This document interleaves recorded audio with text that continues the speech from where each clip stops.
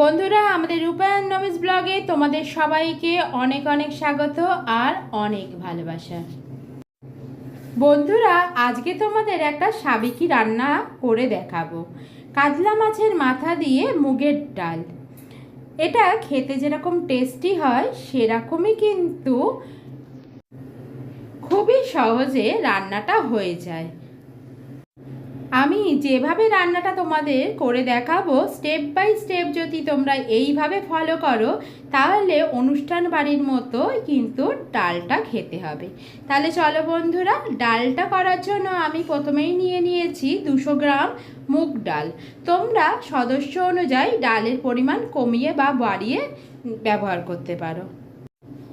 মুগ ডালটাকে আমি শুকনো খোলায় বা কড়ায় প্রথমে একটু ভাজা ভাজা করে নিয়েছি, কারণ মুগ ডালের কাঁচা গন্ধটা যাতে চলে যায়।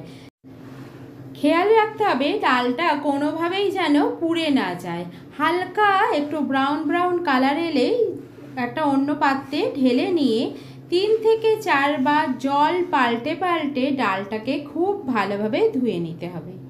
ধোয়া ডালটাকে একটা প্রেসার কুকারের মধ্যে নিয়ে দিয়ে দিলাম। এরপরে প্রেসার কুকারের মধ্যে পরিমাণ মতো জল দিয়ে দেবো। জলের পরিমাণটা দেখেই বুঝতে পারছো খুব একটা বেশি জল দিতে হবে না। ডালের পরিমাণ অনুযায়ী জলটা ব্যবহার করতে হবে। দেখতেই পাচ্ছ জলটা কতটা ওপরে আছে ডালের থেকে। এবার সঙ্গে দিয়ে দেবো কিছুটা হলুদ গুঁড়ো।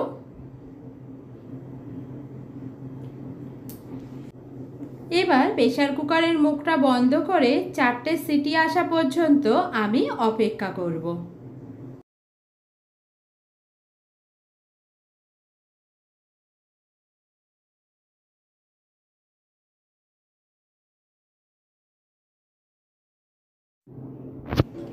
ডালটা আমার সেদ্ধ করা হয়ে গেছে। তাহলে চলো বন্ধুরা, মাছের মাথাগুলো আগে ভেজে নিই।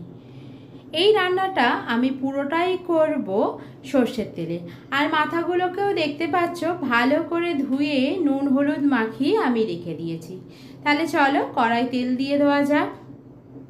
কড়াই দিয়ে দিলাম সর্ষের তেল।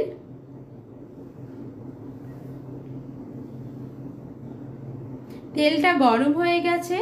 এবার খুব সাবধানে মাথাগুলোকে ভেজে নিতে হবে।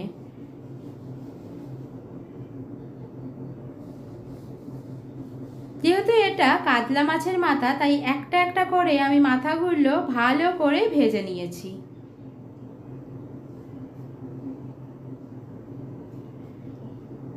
দেখেই বুঝতে পারছো মাথাগুলো খুব ভালো করে ভেজে নিতে হবে।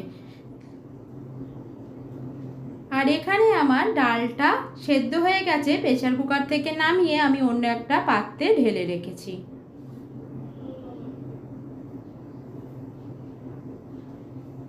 তাহলে চলো এর জন্য কি কি লাগবে তোমাদের একবার দেখিয়ে দিই।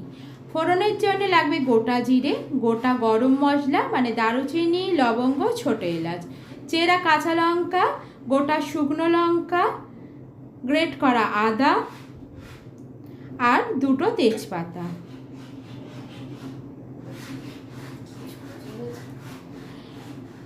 মুড়ো ভাজার তেলেই আমি কিন্তু রান্নাটা করব। তেলটা গরম আছে, এর মধ্যেই আমি জিরে ফোড়ন দিয়ে দিলাম।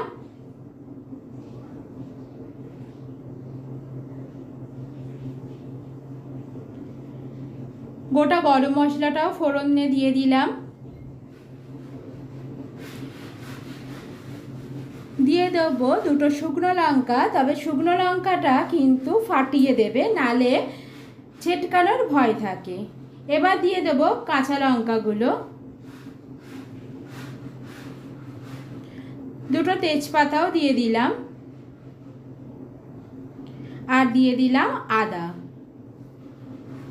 সবকটা মশলাকে আমি একটু নাড়াচাড়া করে নেব। তবে খেয়াল রাখবে মশলাগুলো যেন পুড়ে না যায়, তাই গ্যাসের আগুনটাকে কিন্তু সবসময় আস্তে রাখবে। দিয়ে দেবো পরিমাণ মতো হলুদ গুঁড়ো। তবে ডালের মধ্যেও কিন্তু হলুদ দেওয়া ছিল, তাই এখানে খুব অল্প পরিমাণই হলুদ গুঁড়োর ব্যবহার আমি করেছি।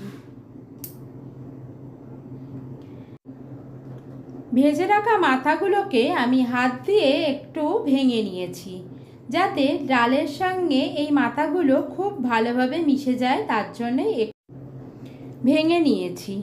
আর দেখো, আমি যে মশলাটা কড়াই দিয়ে কষছিলাম সেটা কিন্তু একদম রেডি হয়ে গেছে। এবার ভাঙা মাথাগুলো এর মধ্যে দিয়ে ভালো করে আরেকবার ভেজে নেব, যাতে মাথাগুলোর গায়ে ভাজা মশলাগুলো যেন মিশে যায়। যদি মনে হয় মাথাগুলো এখনও ভাঙতে হবে, তাহলে কিন্তু তোমরা খুন্তির সাহায্যে এভাবেও কিছুটা ভেঙে দিতে পারো।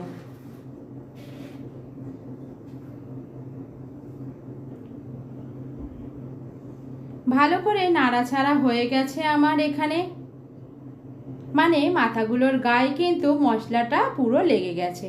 এবার সেদ্ধ করা ডালটা আমি এই মাথাগুলোর মধ্যে মিশিয়ে দিলাম।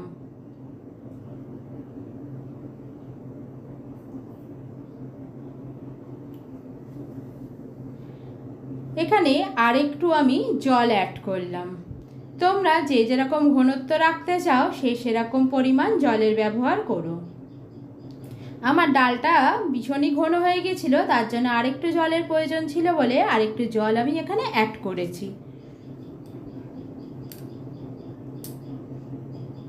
এবার দিয়ে দেবো পরিমাণ মতো নুন,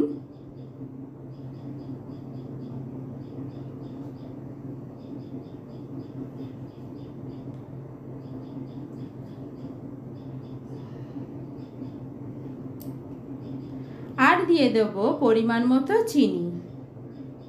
তবে যারা চিনি পছন্দ করো না তারা কিন্তু স্কিপ করতে পারো, কিন্তু আমি ডালে একটু চিনি দিতে পছন্দ করি, কারণ ডালের স্বাদটা বেশি ভালো হয় তার জন্য। এবার 5 থেকে 7 মিনিট আমি ডালটাকে একটু ফুটিয়ে নেব। তবে বন্ধুরা, ডালটা কিন্তু এখনও রান্না শেষ হয়নি। এর মধ্যে এখনও কিন্তু একটা ইম্পর্টেন্ট জিনিস দেওয়া বাকি আছে, যেটা ছাড়া রান্নাটা কিন্তু একদমই ইনকমপ্লিট। সেটা হচ্ছে ঘি। এখানে আমি 50 গ্রামের মতো ঘিয়ের ব্যবহার করেছি। এই ঘিটা না দিলে স্বাদটা কিন্তু একদমই আসবে না। এবার ঘিটা দিয়ে আরও 2 মিনিটের মতো ফুটিয়ে নিয়ে আমি ডালটাকে নামিয়ে নেব। তাহলে বন্ধুরা, এইভাবে তোমরা স্টেপ বাই স্টেপ ফলো করে যদি ডালটা করো, তাহলে একদম অনুষ্ঠান বাড়ির মতো একটা ডালের রেসিপি তোমরা পেয়ে যাবে। আর রেসিপিটা দেখতে দেখতে যদি ভালো লেগে থাকে তাহলে অবশ্যই লাইক, কমেন্ট, শেয়ার করে দেবে, আর চ্যানেলটাকে সাবস্ক্রাইব করে দিয়ে আমাদের পাশে থাকবে। আর যারা ফেসবুক থেকে দেখবে তারা কিন্তু অবশ্যই আমাদের এই পেজটাকে ফলো করে দেবে। তাহলে দেখা হবে আবার নেক্সট ভিডিওতে।